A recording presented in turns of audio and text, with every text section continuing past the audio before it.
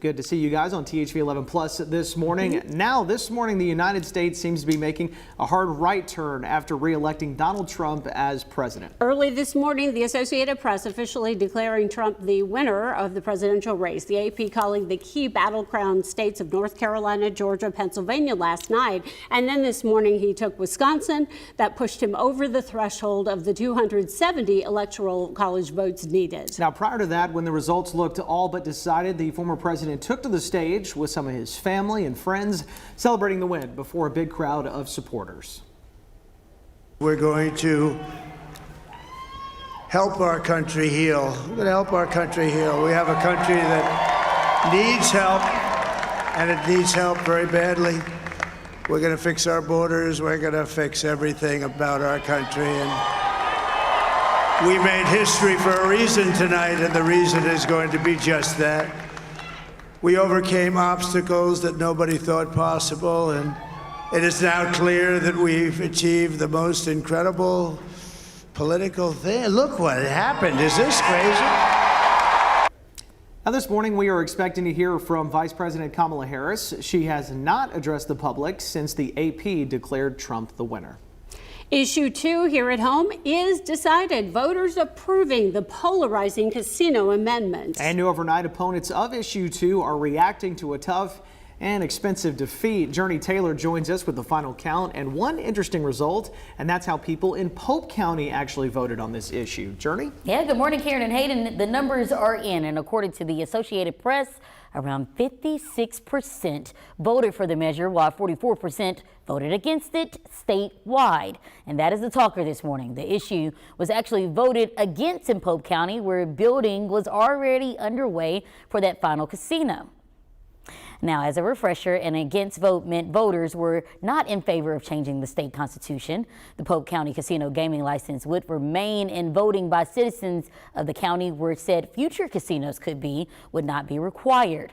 Opposers of the amendment included Pope County Judge Ben Cross, who argued the measure is an out-of-state ploy to repeal the casino measure passed in 2018, and that in reality, the citizens of Pope County made their stance clear. The other side wanted a local vote, and the local vote was had tonight, and it said Pope County residents wanted this resort to come here. Now, Cross also released this statement saying, in part, while 74 other counties once again decided an issue for us, it is interesting to note those closest to the issue, our neighboring counties, likewise defeated Issue 2. The fact Issue 2 was defeated in Pope County does provide affirmation that all the hard work that Legends Resort and Casino devoted to investing in our region was validated in this election. End quote. Now, at this time, no word from Cherokee Nation Entertainment on what now. Technically, the casino cannot be built, although they were in the middle of the building process, clearing the land where Legends Casino and Resort would have been placed. We will, of course, continue to follow this closely as the voters have made their choice clear. I'm Journey Taylor for Wake Up Central. Journey, thank you so much. I've still been getting text messages this morning trying to clear up everything on Issue 2. So now that license is now out of the Constitution. Yeah, it is gone. And so if they want to in the future, they can hold a special election in Pope County to try and get it back locally. So just to clear that up. Yes, it was hard to comprehend the ballot. The title was fine. It was just a little bit confusing on what the for or against was about. So thank you, Journey.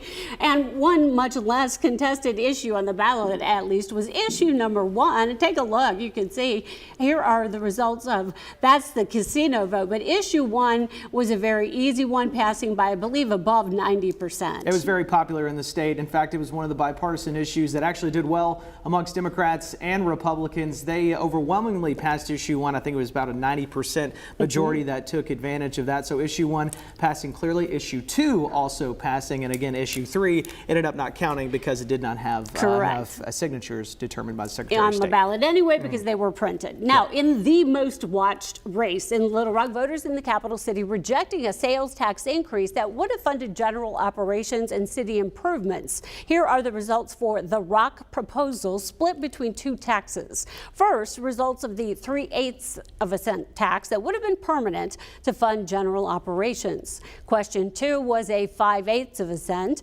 tax meant for improvements to public safety City, Infrastructure, Parks and Recreation, and the Port of Little Rock. It would have expired in 10 years' time. And as you may know, the sales tax was the mayor's signature proposal, something he's been pushing for years.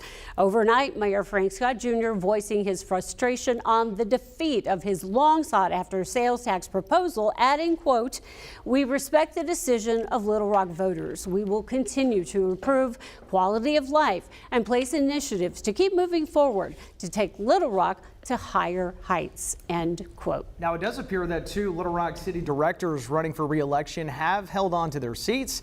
In position 9, Antoine Phillips defeated challenger Jordan Thomas, and in position 10, incumbent Joan Adcock narrowly defeating challenger Blake Tierney. At age 84, Adcock was first elected in 1992, making her the longest serving board member in Little Rock history. And developing overnight, it took a while to get those final results posted in Pulaski County, with the vote counting lasting well into the night. That's because of some of the ballots that had to be counted by hand. Election officials blaming it on a misplaced piece of equipment. Just after midnight, commissioners were still reviewing some of the ballots. We spoke with election coordinator Amanda Dickens. She explains the delay in receiving that final voter data from a handful of precincts. Once that area coordinator came up to our office to drop off the supplies from the 6 or 7 polling locations that she serves, we did notice that, she had one of her bags missing. So she did go back, check the polling location. They were able to retrieve the items and the media stick, which we need, and brought it back up here. So it just delayed things just a little bit, but that's why we check and double check and maybe even triple check. Dickens tells us the final step overnight was processing the absentee ballots, and she said no one would leave until that was accomplished. Well, continuing our election coverage, starting with the U.S. House race for Arkansas District 2. You'll see here incumbent Representative French Hill retaining his seat and defeating Marcus Jones. Comes 10 years after Arkansans first elected Hill to the position. He celebrated with his supporters last night after learning he was victorious. Now that the campaigning is over, Hill says he is ready to get back to work. In addition to improving the economy, Hill says he wants to help strengthen America's position on the global scale. Maybe most importantly, and maybe in a confused way around our country, is that we don't send a mixed message to America's allies abroad, like Israel, or America's adversaries abroad, like Russia, Iran, the terrorist community, China, North Korea. The Biden-Harris administration has been sending that mixed message. We want to send a firm conviction. We stand with our friends and we stand against our foes. And Hill wrapped up by thanking his supporters, saying he's proud to represent Arkansas once again for 2 more years. And we will hear from him in person coming up in just a few minutes here on THV 11+. And Democratic newcomer, Army veteran Marcus Jones falling short in his attempt to claim French Hill's seat. The decorated retired colonel for the U.S. Army telling his supporters not to lose hope and never give up. Tomorrow is another day, and tomorrow is another opportunity for us to do better for this state and for this country. And we may not have won today, but what I've got to ask you to do is come back again and vote again. Vote again. Vote like your daughter's life depends on it. Because in Arkansas, it does. Vote like we've got to end draconian laws. Vote for progress. Jones thanking his family, voters, and fellow Democrats on the ticket for their support. So Representative Hill will be joined once again in D.C. by all of his congressional colleagues from Arkansas, the 3 other incumbents winning re-election. In District 1, covering much of the eastern half of the state, where Republican Congressman Rick Crawford easily defeated Democrat Rodney Govins. In District 3, Congressman Steve Womack wins an 8th term in Congress representing Northwest Arkansas. And in the large 4th Congressional District, voters sending back Republican Bruce Westerman to Capitol Hill, the representative easily defeating Democrat Reese Howard.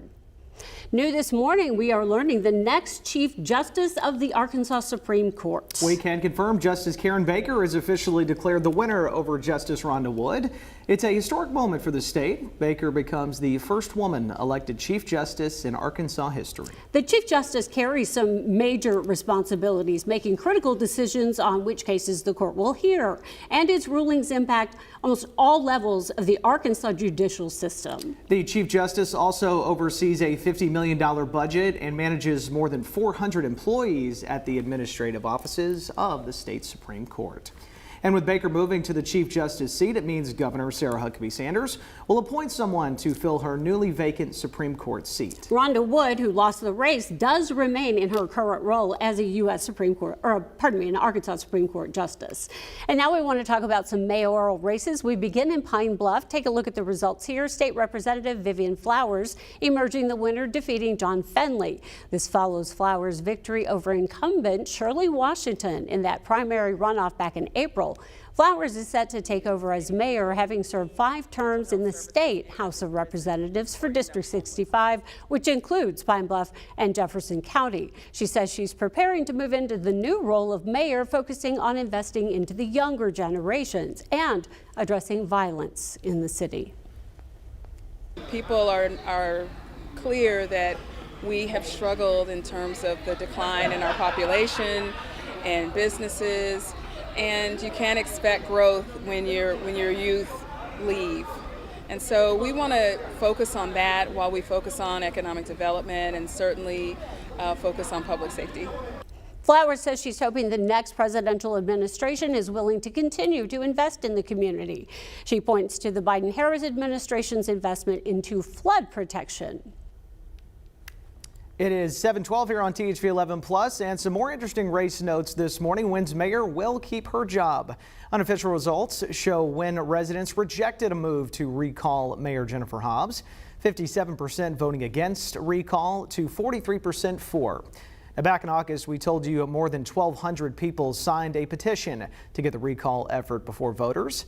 This stems from a group of residents upset with how Mayor Hobbs responded to the city's needs after the deadly tornado in March of 2023 that devastated the city, including the high school. And another statewide election, the race for treasurer. Outgoing Secretary of State John Thurston securing the position. There was some uncertainty as to whether the Republicans' support would take a hit due to recent developments with ballot issues and refusing to validate petition signatures. But you see here, that did not turn out to be the case.